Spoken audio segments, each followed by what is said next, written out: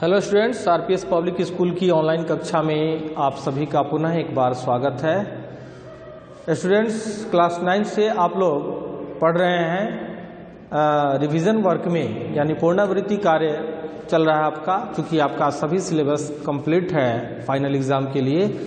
तो स्टूडेंट्स, ये जो रिवीजन का कार्य है, इस कार्य में मैं आज चैप्टर नंबर 6 मुंशी प्रेमचंद के फटे जूते, इस कहानी के संबंध में कुछ विषयों पर चर्चा करेंगे। ओके स्टूडेंट्स, इस वीडियो के पूर्व में आपने हरिशंकर परसाई जी के लेखक परिचय को लिखा। तो स्टूडेंट्स, हरिशंकर परसाई जी के द्वारा ही लिखित यह रेखा चित्र, हाँ स्टूडेंट्स, इसे आप निबंध भी कह सकते हैं और रेखा चित्र भी कह सकते हैं। जब किसी व्यक्ति के व्यक्तित्व, उनके छवि, उनके रूप रेखा, पहनावा इत्यादि के बारे में जब हम वर्णन करते हैं, चर्चा का विषय बनाते हैं, वह रेखा चित्र कहलाती है। तो यह जो आपका पाठ है, यह निबंध भी है और साथ ही साथ एक रेखा चित्र भी है। ठीक है स्टूडेंट्स, तो इसके कुछ पॉइंट्स को इसकी शुरुआत करते हैं कि चैप्टर नंबर 6 प्रेमचंद के फटे जूते, लेखक हरिशंकर परसाई, और कुछ पॉइंट्स को मैंने यहाँ पर बोर्ड पर डाला है, आप इसे गौर करेंगे कि निबंध में लेखक हरिशंकर परसाई ने प्रेमचंद के सादगी से परिपूर्ण व्यक्तित्व का सजीव चित्रण किया है। हाँ स्टूडेंट्स, निबंध में जो लेखक हमारे हैं हरिशंकर परसाई जी, उन्होंने मुंशी प्रेमचंद के जो व्यक्तित्व हैं, उनके सादगी भरा जीवन, उसको, उनकी छवि को यहाँ पर उभारा है। सेकंड पॉइंट में देखेंगे कि प्रेमचंद के चित्र में घनी मूछें चेहरा को भरा भरा बता रही, यानी मुंशी प्रेमचंद के विषय में लेखक हरिशंकर परसाई जी ने इस चैप्टर में बताया है कि किस प्रकार से जब वो अपनी पत्नी के साथ फोटो खिंचवाते हैं और उस समय उनकी क्या दशा है, किस प्रकार से ये फोटोग्राफर ने उन्हें मुस्कुराने के लिए कहा होगा, इन सब बातों को लेखक ने यहाँ पर रखा है। तीसरे पॉइंट को देखेंगे कि जूतों से लोहे के जो बंध हैं, उसकी पतरी निकल जाती, यानी जो चमड़े के जूते हैं और जहाँ पर फीता बांधा जाता है, वहाँ पर आप देखेंगे कि एक लोहे का गोल या किसी धातु का लगा रहता है, ताकि फीता आसानी से उसमें लगाया जा सके। तो उसको यहाँ पर लोहे की पतरी कहा गया। उस समय लोहे का बनता था, परंतु वर्तमान में तो एल्युमिनियम वगैरह और प्लास्टिक का दौर है। तो उस पतरी के निकल जाने से किस प्रकार से फीता लगाने में कठिनाई होती है, इसको भी लेखक ने इस पाठ में रखा है। ओके स्टूडेंट्स, नेक्स्ट पॉइंट है 4 में कि फोटोग्राफर के रेडी प्लीज कहने पर परंपरा के अनुसार मुस्कान लाने की कोशिश की होगी। हाँ स्टूडेंट्स, मुंशी प्रेमचंद ऐसे अपने जीवन में बहुत कम मुस्कुराया करते थे, लेकिन एक परंपरा जो है कि जब फोटोग्राफर फोटो खींचता है तो रेडी प्लीज, स्माइल, इन सब शब्दों का इस्तेमाल करता है। तो इस तरह के शब्द जब उसने कहे होंगे तो जबरदस्ती मुस्कुराने की कोशिश किए हैं लेखक यहाँ पर, और उस समय इनका चेहरा किस प्रकार का दिखता है, इसका भी जिक्र परसाई जी ने इस पाठ में, यानी इस निबंध में किया है। ओके स्टूडेंट्स, तो आइए शुरुआत करते हैं हम। इसके कुछ पैराग्राफ्स को आपको आज बताएंगे।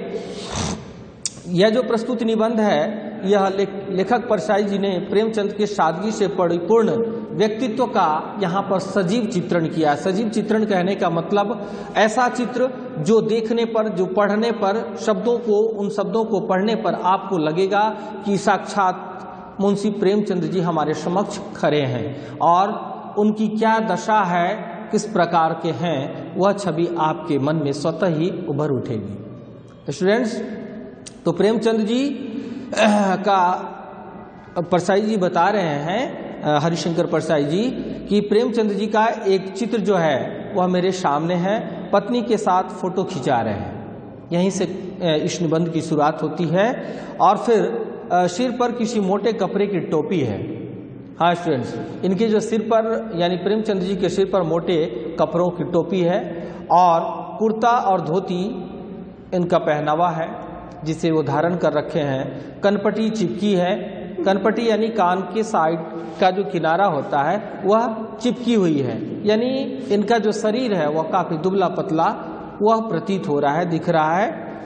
और गालों में जो हड्डियां हैं, यानी गालों की जो हड्डियां हैं वह उभर आई है। कहने का मतलब जो इनके शरीर की दुर्बलता है वह भी स्पष्ट इनके चेहरे से झलक रही है। और पर उन चेहरों के बीच में घनी घनी जो मूछें हैं वह इनके चेहरे को भरा भरा सा प्रतीत कराता है, यानी भरा भरा सा दिखलाता है कि हाँ चेहरा इनका कुछ है, परंतु वास्तविकता यही है कि उनके गाल चिपके हुए, हड्डियां उभरी हुई है, जो एक दयनीय दशा को भी प्रस्तुत करती है। हाँ स्टूडेंट्स, इनकी जो दुर्बलता है, शारीरिक दुर्बलता, उसको भी यहाँ पर दर्शाता है यह तस्वीर।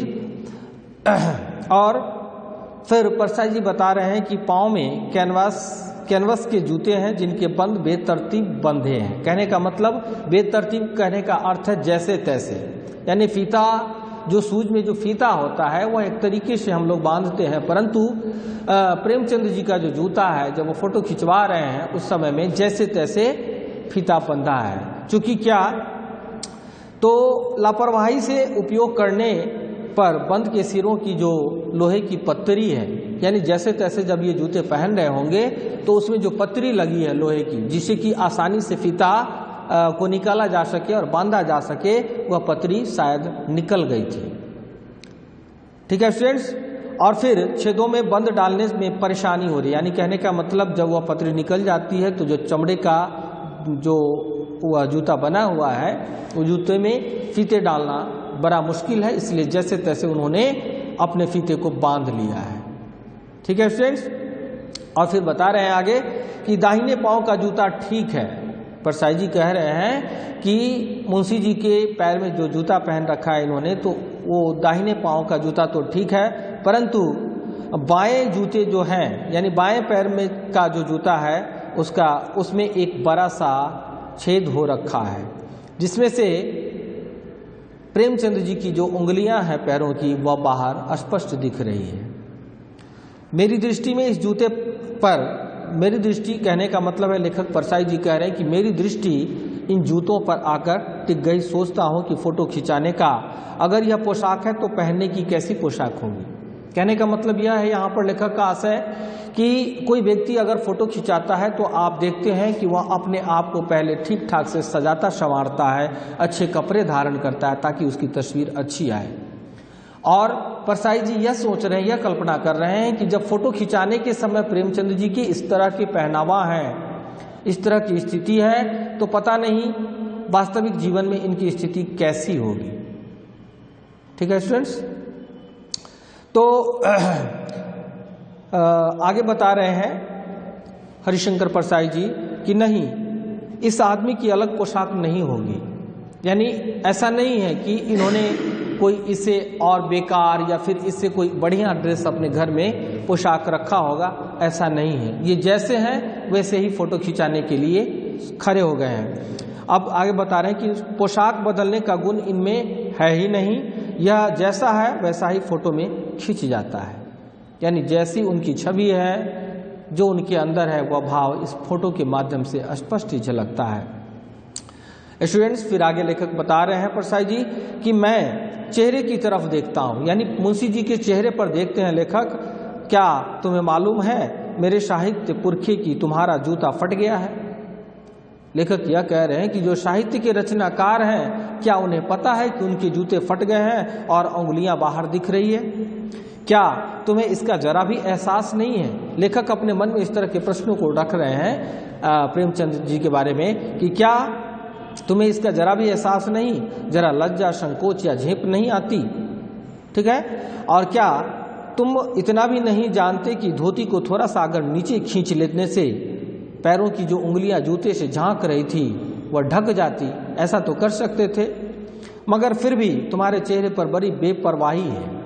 कहने का मतलब कि कोई परवाह नहीं कि हमारी तस्वीर कैसी आ रही है, यहाँ पर सजना संवरना जरूरी है, अपने आप को व्यवस्थित करना जरूरी है। इन सब से मुंशी जी का यानी प्रेमचंद जी का कोई लेना देना यहाँ पर नहीं है।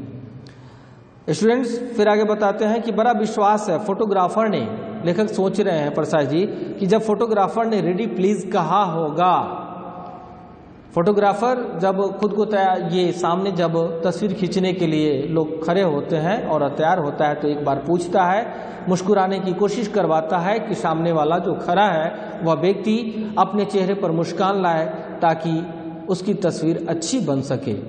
तो सोचिए स्टूडेंट्स कि जब फोटोग्राफर ने मुंशी जी को कहा होगा कि रेडी प्लीज, और तब परंपरा के अनुसार मुंशी प्रेमचंद जी भी मुस्कान लाने की कोशिश की होगी।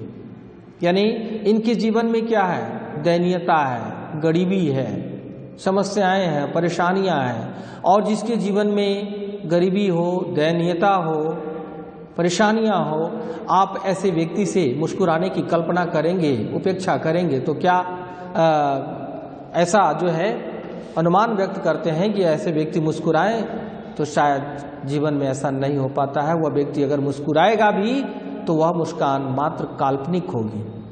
मुस्कान एक हृदय का वह रस होता है जो हृदय से स्वतः ही निकलता है, और वह तब निकलता है जब व्यक्ति का हृदय सुख सुविधाओं से परिपूर्ण होता है, मन खुश होता है।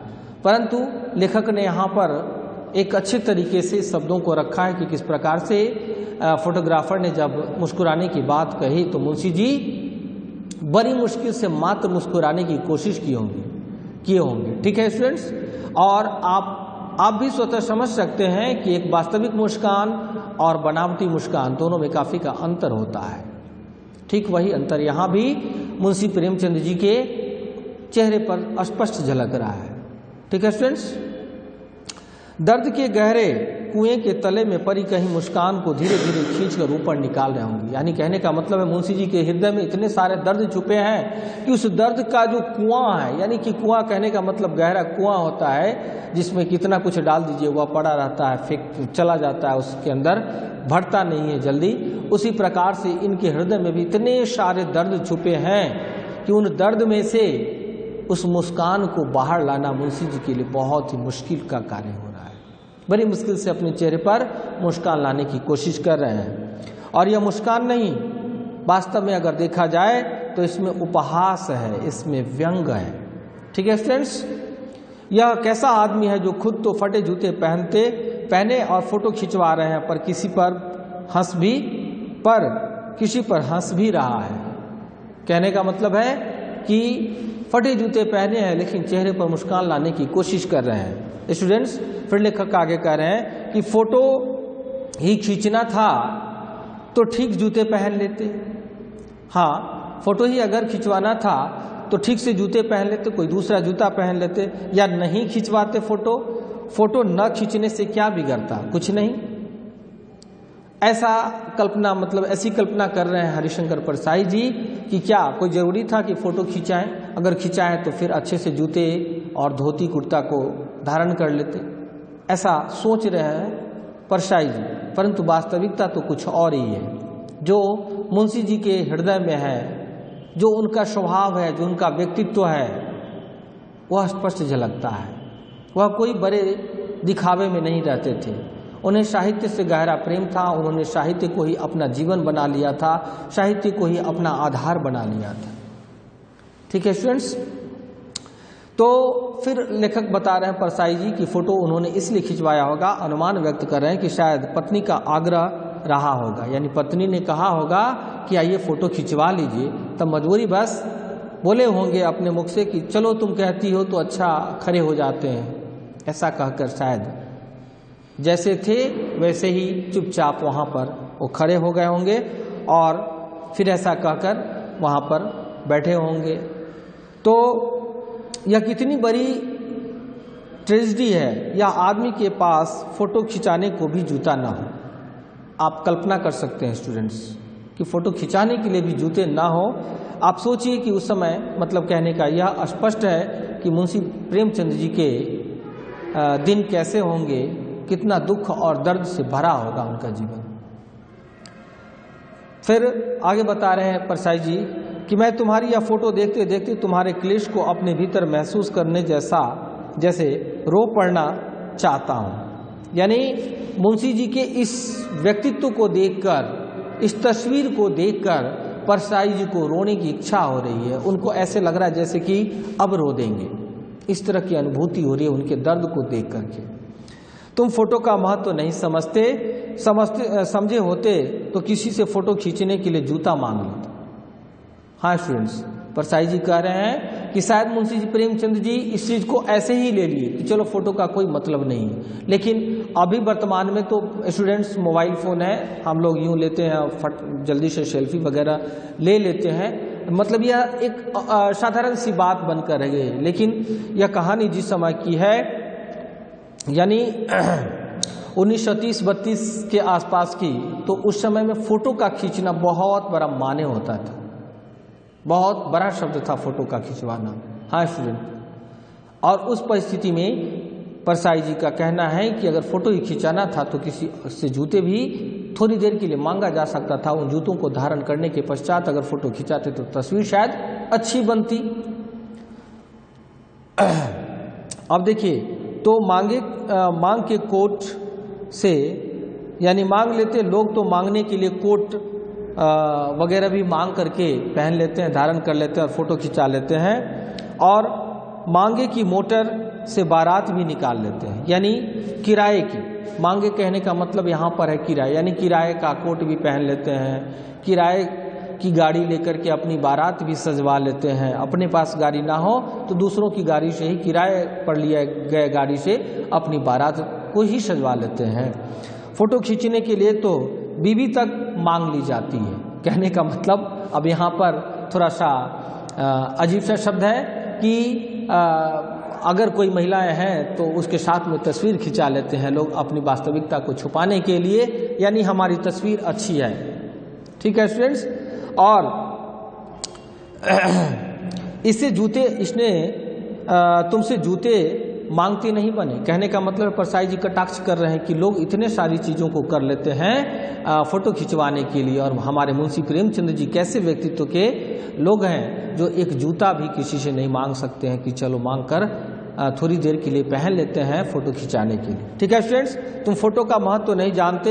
लोग तो इत्र चुपड़ कर भी फोटो खिंचाते हैं जिससे कि फोटो में खुशबू आए।